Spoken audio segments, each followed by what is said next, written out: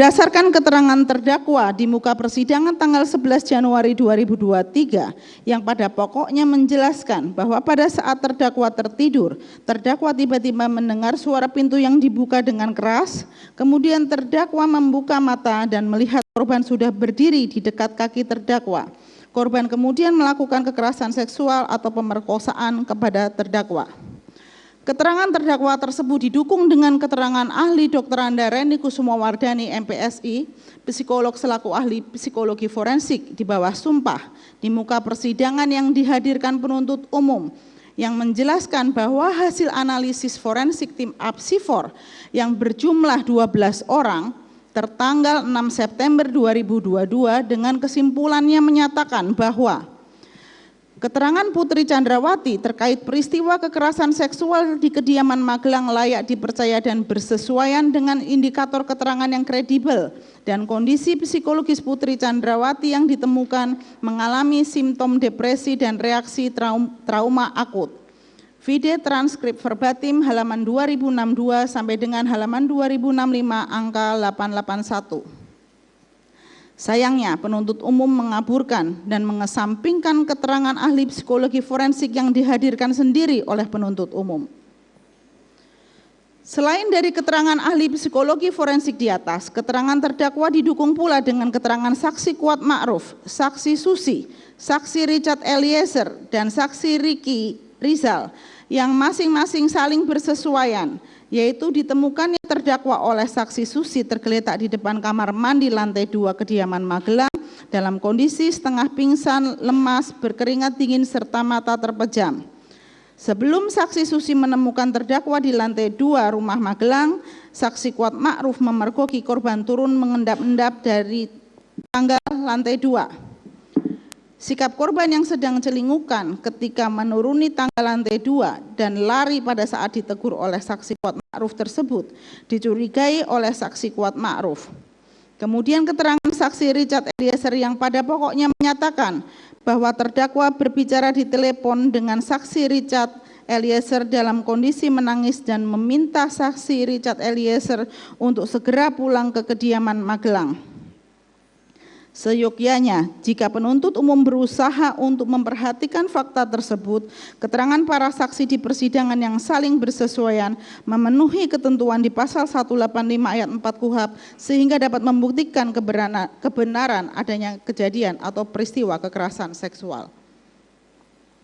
Lagi-lagi, penuntut umum mencoba untuk menafikan fakta yang terungkap di BAP Saudara Ferdi Sambo pada tanggal 9 September 2022 yang pada pokoknya menyatakan terdakwa bercerita tentang peristiwa pemerkosaan tanggal 7 Juli 2022 yang terjadi di kediaman Magelang yang dilakukan oleh korban kepada terdakwa, serta BAP Saudara Harun Yuni Aprin tanggal 7 Agustus 2022 yang pada pokoknya menyatakan bahwa Saudara Harun Yuni Aprin mendapatkan penjelasan dari saksi Kuat Ma'ruf terkait adanya peristiwa atau kejadian di Magelang. Pada persidangan tanggal 29 Desember 2022, kami selaku penasihat hukum terdakwa telah meminta penuntut umum untuk membacakan BAP Saudara Harun Yuni Aprin karena kami berpendapat dengan adanya keterangan BAP Saudara Harun Yuni Aprin dapat membuktikan bahwa kejadian di Magelang mengenai kekerasan seksual yang dialami oleh terdakwa benar-benar terjadi. Namun sayangnya penuntut umum dengan alasan bahwa telah cukup dengan saksi maupun ahli untuk pembuktian sehingga keterangan BAP Saudara Harun Yuni Aprin tidak perlu dibacakan. Sekalipun BAP tersebut tidak dibacakan karena BAP telah masuk dalam berkas perkara dan dibuat oleh pejabat berwenang, maka BAP tersebut termasuk dalam kualifikasi alat bukti surat sebagaimana diatur dalam pasal 187 KUHP. Sehingga mengacu pada pasal 184 KUHP, peristiwa kekerasan seksual yang dialami oleh terdakwa telah didukung oleh 4 jenis alat bukti, yaitu keterangan saksi, keterangan ahli, surat, dan keterangan terdakwa. Meskipun saksi tidak melihat langsung peristiwa kekerasan seksual yang terjadi kepada terdakwa di dalam kamar, namun keterangan saksi-saksi tersebut membuktikan kondisi terdakwa yang ditemukan dalam keadaan setengah sadar dan terkulai lemas dengan posisi setengah terduduk di lantai depan kamar mandi setelah kejadian kekerasan seksual.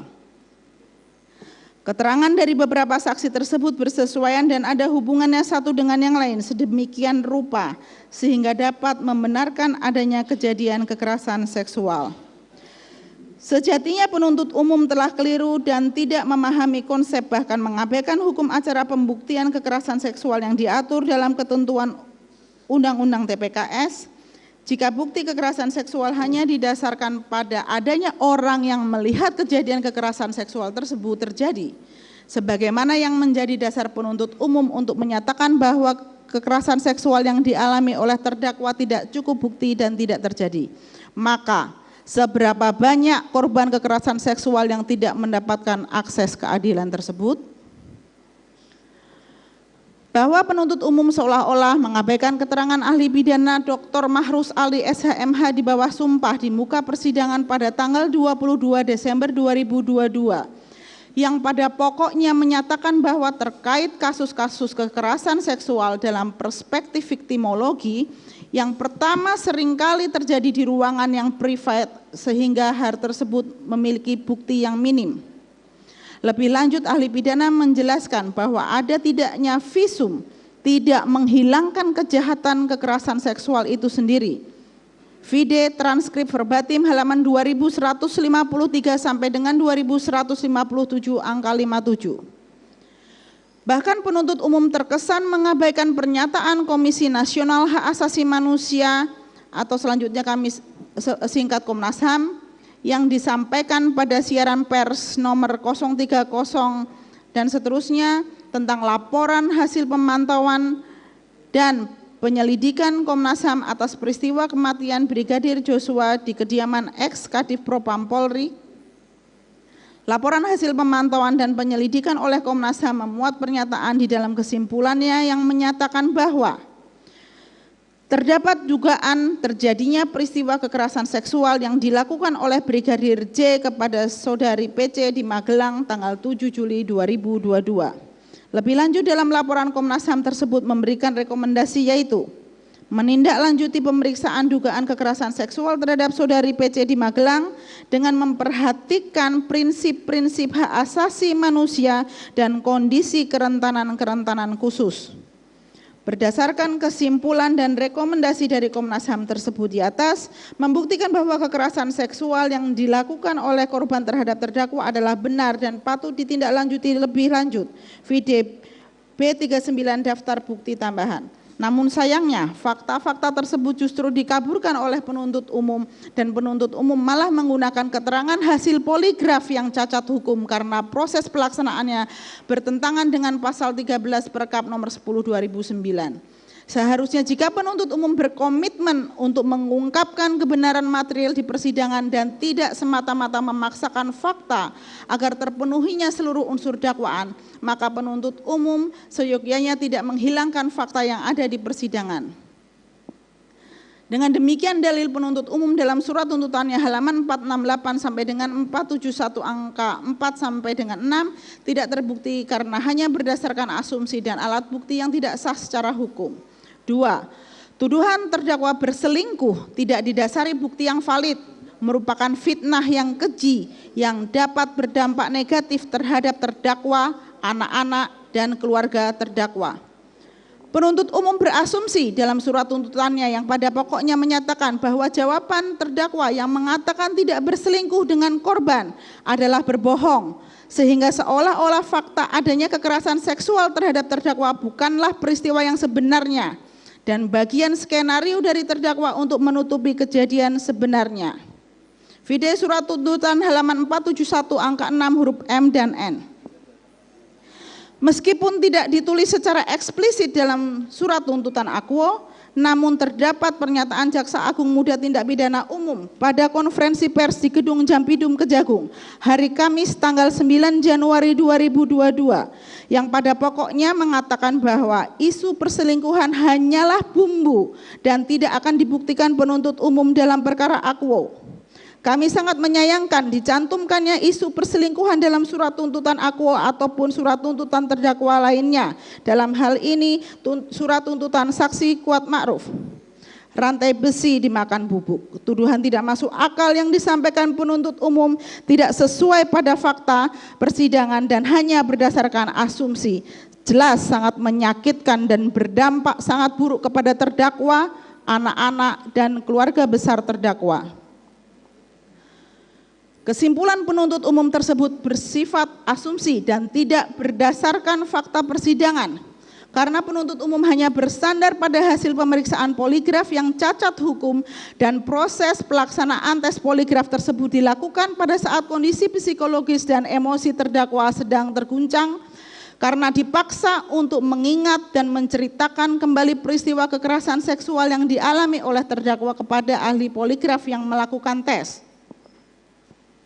Lebih lanjut, mengenai hasil tes poligraf yang digunakan oleh penuntut umum untuk menunjukkan terdakwa berbohong, berselingkuh dengan korban, quote non, bahwa terungkap di muka persidangan berdasarkan keterangan ahli poligraf Aji Febrianto Arosyid di bawah sumpah pada tanggal 14 Desember 2022 yang menyatakan pertanyaan tes poligraf yang diajukan kepada diri terdakwa merupakan pesanan dari penyidik pada Kasubdit 1 Dittipidum bernama Wira yang menitipkan pertanyaan kepada Aji Febrianto Arosyid mengenai apakah terdakwa berselingkuh dengan korban.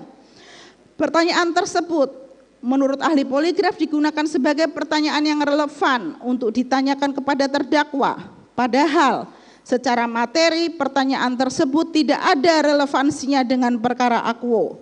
Tidak ada dokumen BAP maupun saksi yang pernah menyatakan satupun kata perselingkuhan. Selain itu ahli poligraf pada saat melakukan pemeriksaan tidak diberikan kewenangan untuk menyusun pertanyaan tersebut. Sehingga jelas terbukti pertanyaan dalam tes poligraf merupakan pertanyaan intimidatif kepada korban pemerkosaan. Sehingga patut diduga hasilnya pun menjadi tidak kredibel. Vide, transkrip verbatim halaman 1618 angka 1028 sampai dengan angka 1039.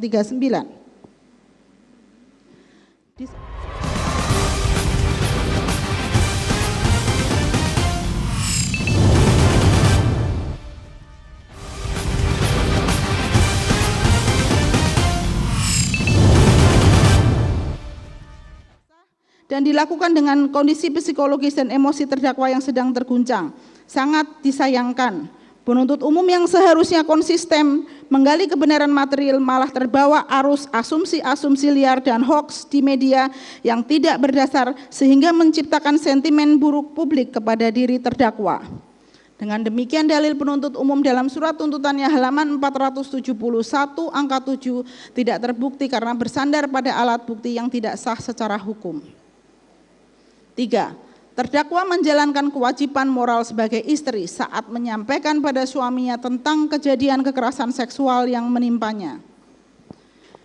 Penuntut umum berasumsi bahwa tindakan terdakwa menelepon saudara Ferdi Sambo dan menyatakan bahwa korban masuk ke kamar pribadi terdakwa dan melakukan perbuatan kurang ajar telah terjadi kehendak yang sama dan rencana untuk memberi pelajaran dan meminta pertanggungjawaban kepada korban. Tuduhan penuntut umum jelas sangat tidak berdasar. Mengapa hal memberitahu kepada suami terkait peristiwa pemerkosaan yang dialami terdakwa, kemudian dikategorikan sebagai perbuatan yang salah dan dianggap sebagai bagian perencanaan pembunuhan? Bahwa terdakwa sendiri awalnya ragu dan takut untuk menceritakan kejadian yang memalukan tersebut kepada suami terdakwa. Terdakwa merasa malu dan hina atas apa yang menimpa terdakwa, dan juga takut atas reaksi suami nantinya. Terdakwa ragu untuk bercerita karena terdakwa berpikir apakah suami terdakwa masih akan tetap mencintai dan menerima terdakwa dengan adanya kejadian tersebut. Namun keraguan dan ketakutan tersebut berusaha dihilangkan oleh terdakwa karena terdakwa sangat merasa terguncang dan butuh untuk bercerita pada satu-satunya orang yang dipercaya, hanyalah suaminya. Selain itu, terdakwa juga memiliki 2 anak perempuan yang harus dijaga. Terdakwa tidak mau jika terdakwa diam saja dan tidak melaporkan hal tersebut kepada suaminya, maka terdakwa takut kejadian tersebut bisa berulang kembali dan menimpa anak-anak perempuannya. Sehingga akhirnya terdakwa memutuskan untuk menceritakan kejadian kekerasan seksual tersebut kepada suaminya setelah sampai di rumah saguling. bahwa terdakwa memiliki kewajiban moral untuk selalu terbuka kepada suami dan kewajiban moral untuk menjaga keselamatan anak-anak perempuannya. Bahwa apa yang dilakukan oleh terdakwa memang itulah yang terpikirkan terdakwa pada saat itu. Dan terdakwa tidak terpikir sama sekali jika suaminya akan sangat emosi, terguncang, dan bertindak tidak rasional. Bahwa selain itu, berdasarkan riset yang dikemukakan oleh Dr. Andareni Kusumawardhani selaku ahli psikolog forensik di bawah sumpah di muka persidangan tanggal 21 Desember 2022, pada pokoknya menyatakan bahwa berdasarkan Indonesian Judicial Resource Society tahun 2021 dengan margin error sebesar 2% dari data populasi, hasil riset tersebut menunjukkan bahwa kebanyakan korban tindak pidana kekerasan seksual akan menarik diri karena takut, malu, dan merasa bersalah, termasuk tidak melapor kepada yang berwajib, tidak melakukan visum, atau tidak ke dokter.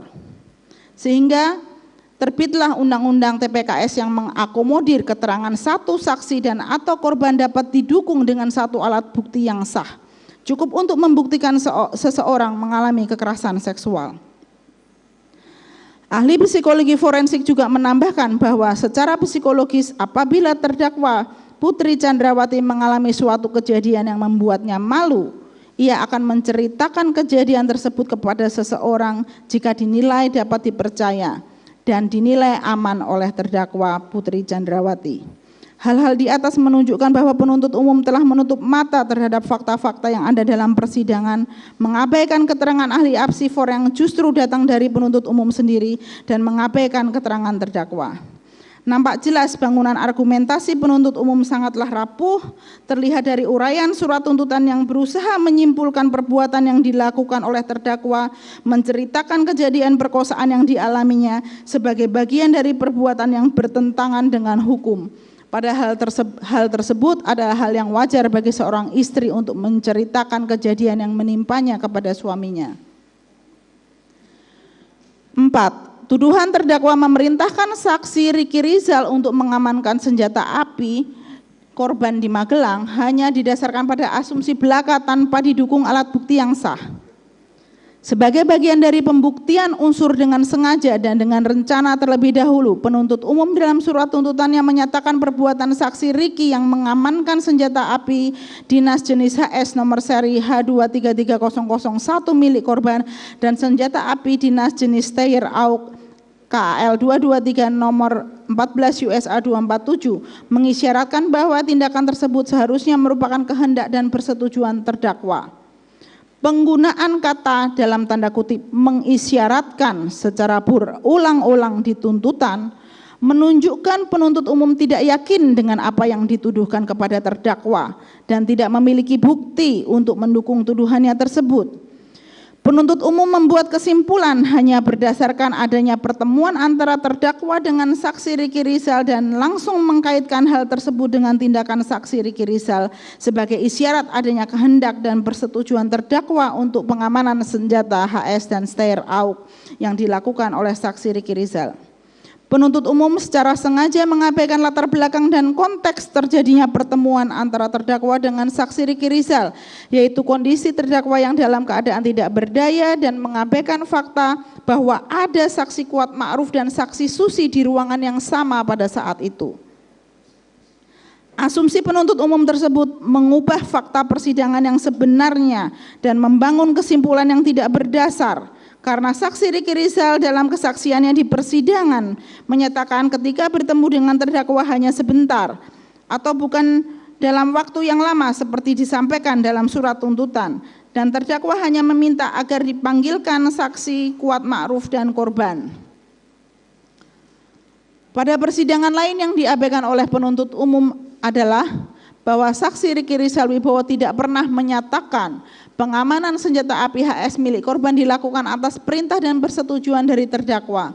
Dalam keterangan saksi Riki Rizal Wibowo di bawah sumpah di muka persidangan tanggal 13 Desember 2022, pada pokoknya menyatakan bahwa pengamanan senjata HS milik korban tersebut atas inisiatif sendiri dari saksi Riki Rizal karena mendengar keterangan dari saksi Kuat Ma'ruf yang sebelumnya telah terjadi keributan antara saksi Kuat Ma'ruf dengan korban. Penuntut umum juga dengan sengaja mengabaikan bukti yang muncul di persidangan, yaitu hasil pemeriksaan poligraf saksi Riki Rizal Wibowo yang mengatakan saksi Riki Rizal Wibowo berkata jujur saat ditanya bahwa tidak ada yang memerintahkan saksi Riki Rizal untuk mengamankan senjata HS milik korban.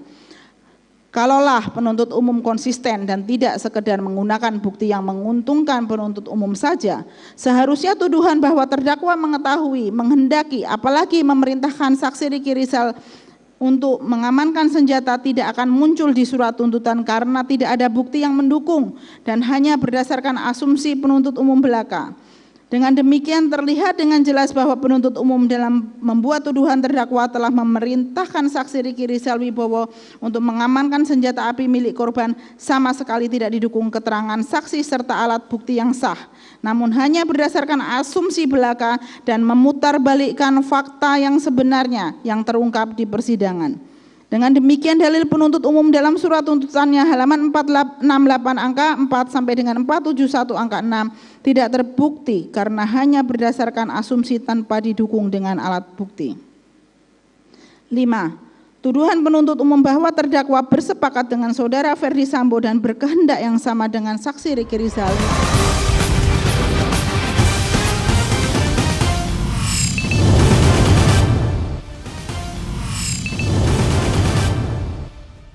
lokasi PCR yang hanya bersandar pada berdasarkan keterangan saksi Richard Eliezer yang tidak didukung dengan alat bukti lainnya dan tidak berkesesuaian dengan keterangan saksi lainnya. Saksi Susi di persidangan pada tanggal 8 November 2022 dan keterangan saksi Kuat Ma'ruf pada tanggal 13 Desember 2022 yang pada pokoknya menyatakan bahwa selama perjalanan dari Magelang ke Jakarta tidak ada percakapan antara terdakwa dengan saksi Richard Eliezer karena terdakwa sepanjang perjalanan hanya diam, murung, dan tidur. Kedua saksi tersebut merupakan saksi yang berada dalam satu mobil dengan terdakwa. Quote non, kalaupun benar padahal tidak benar, terdakwa memerintahkan saksi Richard untuk mengganti lokasi PCR, maka saksi Kuat Ma'ruf dan saksi Susi pasti mendengar percakapan antara terdakwa dengan saksi Richard Eliezer. Sebaliknya, kedua saksi tersebut menyatakan tidak ada percakapan antara terdakwa dengan saksi Richard Eliezer. Keterangan kedua saksi tersebut bersesuaian dengan keterangan terdakwa yang menyatakan pada saat perjalanan di Magelang menuju Jakarta terdakwa hanya diam dan tidur. Berdasarkan keterangan saksi Nevi Afrilia selaku petugas PCR Smart Collab di bawah sumpah di muka persidangan tanggal 22 November 2022 jelas menyatakan bahwa sejak semula permintaan untuk melakukan PCR adalah di Saguling. Hal ini berkesesuaian dengan bukti nomor P37, daftar bukti tambahan tim penasihat hukum berupa tangkapan layar pesan WhatsApp saksi Arianto dengan petugas PCR Smart Collab Kemang mengenai pemesanan PCR dan lokasi PCR sejak awal di Saguling pukul 13.32 WIB tanggal 8 Juli 2022. Bukti-bukti tersebut menunjukkan secara terang tidak ada perubahan lokasi PCR seperti yang diasumsikan oleh penuntut umum dan hanya berdasarkan keterangan satu saksi Richard Eliezer saja. Keterangan saksi Richard Eliezer yang berdiri sendiri tidak dapat diterima sebagai alat bukti yang sah sesuai dengan asas unus testis nullus testis yang berarti satu keterangan saksi yang hanya berdiri sendiri tanpa dukungan alat bukti tidak memiliki kekuatan pembuktian. Hal ini berkesesuaian dengan keterangan ahli di bawah sumpah di muka persidangan, Dr. Mahrus Ali SHMH, Profesor Elwi Daniel SHMH, dan Profesor Said Karim SHMH yang pada pokoknya mengatakan satu saksi bukanlah saksi. Berikut di bawahnya adalah keterangan ahli-ahli tersebut dianggap dibacakan.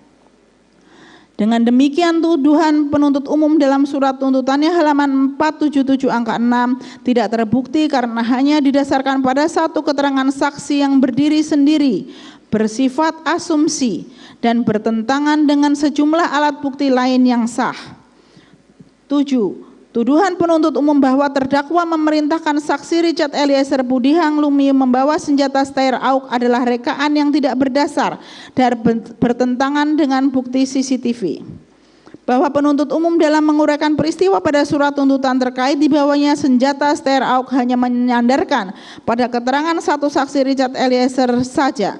Saksi Richard Eliezer mengatakan bahwa terdakwa memerintahkan agar dirinya untuk membawa senjata laras panjang jenis TR-AUK ke lantai 3 rumah Saguling. Sejak awal pemeriksaan di BAP, direkonstruksi, bahkan di muka persidangan pada tanggal 13 Desember, saat saksi Richard Eliezer menjadi saksi di perkara terdakwa selalu konsisten membantah adanya perintah kepada saksi Richard Eliezer untuk membawa senjata TR-AUK ke lantai 3. Keterangan saksi Richard Eliezer tersebut juga terbukti tidak berkesesuaian dengan alat bukti CCTV rumah Saguling yang telah diputar di muka persidangan serta keterangan terdakwa pada sidang tanggal 11 Januari 2023. Dalam keterangan saksi Richard Eliezer pada persidangan di mana saksi Richard Eliezer selaku terdakwa, yaitu perkara nomor 798 dan seterusnya, pada tanggal 5 Januari 2003. Saksi Richard Eliezer menyatakan bahwa saksi menaikkan senjata api TR-AUK itu melalui tangga tengah samping lift, bukan lewat tangga belakang. Sementara merujuk pada tampilan layar CCTV Saguling, yaitu CCTV di depan lift, waktu CCTV 14.58, terlihat secara jelas bahwa saksi Richard Eliezer membawa senjata TR-AUK menuju ke arah kiri, yaitu ruang ADC, bukan ke arah kanan menuju tangga tengah samping lift. Dan tidak terlihat sama sekali dalam rekaman CCTV kalau saksi Richard Eliezer membawa senjata TR-AUK menuju ke arah kanan menuju tangga tengah samping lift. Sehingga apa yang dituduhkan oleh penuntut umum bahwa terdakwa memerintahkan saksi Richard Eliezer untuk mengamankan senjata TR-AUK adalah tidak berdasar dan hanya rekaan penuntut umum saja. Dari seluruh rekaman CCTV tersebut, sama sekali tidak terlihat jika saksi Richard Eliezer membawa senjata TR-AUK ke lantai 3. Lalu, bagaimana penuntut umum dapat menguraikan peristiwa yang dimaksud dalam surat tuntutannya jika tidak ada bukti-bukti yang terungkap di muka persidangan yang menunjukkan adanya peristiwa tersebut? Bahwa penuntut umum telah mengabaikan bukti rekaman CCTV dan keterangan terdakwa yang saling berkesesuaian dan hanya menjadikan satu keterangan saksi Richard Eliezer yang jelas-jelas bertentangan dengan fakta yang terekam dalam CCTV yang dijadikan bukti dan dihadirkan dalam persidangan akwo. Satu keterangan saksi Richard Eliezer saja dipergunakan penuntut umum sebagai dasar asumsi untuk menyusun uraian surat tuntutannya dan mengabaikan alat bukti lainnya. Terlebih lagi, keterangan saksi Richard Eliezer yang menjadi satu-satunya sandaran penuntut umum dalam menguraikan tuntutannya merupakan keterangan yang tidak kredibel dan tidak layak untuk dipercaya karena jelas bertentangan dengan fakta yang terekam dalam CCTV Saguling yang telah kita lihat bersama. Perlu diketahui bersama bahwa saksi Richard Eliezer dalam memberikan keterangannya baik pada saat tahap penyelidikan, penyidikan maupun di persidangan selalu berubah-ubah dan tidak konsisten. Dalam beberapa BAP-nya, yaitu BAP tanggal 5 Agustus 2022, BAP tanggal 15 Agustus 2022, BAP konfrontasi tanggal 18 Agustus 2022, dan BAP tambahan tanggal 7 September 2022, serta keterangan yang disampaikan di muka persidangan tanggal 13 Desember 2022, terdapat satu kesimpulan yang konkret bahwa keterangan saksi Richard Eliezer tidaklah konsisten, namun justru selalu berubah-ubah sehingga bukan semakin menjernihkan fakta material atas apa yang sebenarnya terjadi, namun semakin mengaburkan peristiwa. Keterangan saksi Richard Eliezer yang berdiri sendiri dan tidak berkesesuaian dengan alat bukti lainnya tidak layak untuk dijadikan dasar bagi penuntut umum dalam menguraikan surat tuntutannya. Dengan demikian dalil penuntut umum dalam surat tuntutannya halaman 478 angka 2 sampai dengan 479 tidak terbukti karena tidak sesuai dengan fakta persidangan. 8. Tuduhan penuntut umum bahwa terdakwa bersama saksi Kuat Ma'ruf naik ke lantai 3 dan kemudian bertemu saudara Ferdi Sambo adalah asumsi dan bertentangan dengan alat bukti yang sah. Penuntut umum dalam menguraikan surat tuntutannya tidak berdasar dan terkesan berasumsi sebab tidak ada satupun keterangan saksi yang disampaikan di muka persidangan maupun alat bukti lain yang menunjukkan adanya peristiwa terdakwa naik ke lantai 3 bersama dengan saksi Kuat Ma'ruf dan bertemu dengan Ferdi Sambo. Asumsi penuntut umum dalam surat tuntutannya hanya merupakan presumsi yang terkesan dipaksakan dalam membangun argumentasinya sehingga membangun peristiwa karangan dengan mengabaikan fakta persidangan yang sebenarnya. Jelas terlihat dalam CCTV pukul 15.00 terdakwa dan saksi Kuat Ma'ruf naik ke lantai 3 menggunakan lift dan 3 menit kemudian pada pukul 15.03 waktu CCTV Terlihat saksi Kuat Ma'ruf sudah turun menggunakan tangga samping lift, sehingga berdasarkan interval waktu CCTV jelas menunjukkan bahwa Kuat Ma'ruf hanya kurang dari 3 menit berada di lantai 3. Waktu 3 menit adalah waktu yang teramat sangat singkat untuk asumsi penuntut umum yang menyatakan saksi Kuat Ma'ruf telah bertemu dengan saudara Ferdi Sambo bersama dengan terdakwa dan membahas peristiwa tanggal 7 Juli 2022 di Magelang. Faktanya, bersamaan dengan saksi Kuat Ma'ruf turun ke lantai 1, terdakwa juga turun ke lantai 2 untuk makan dan sempat bertemu dengan saudara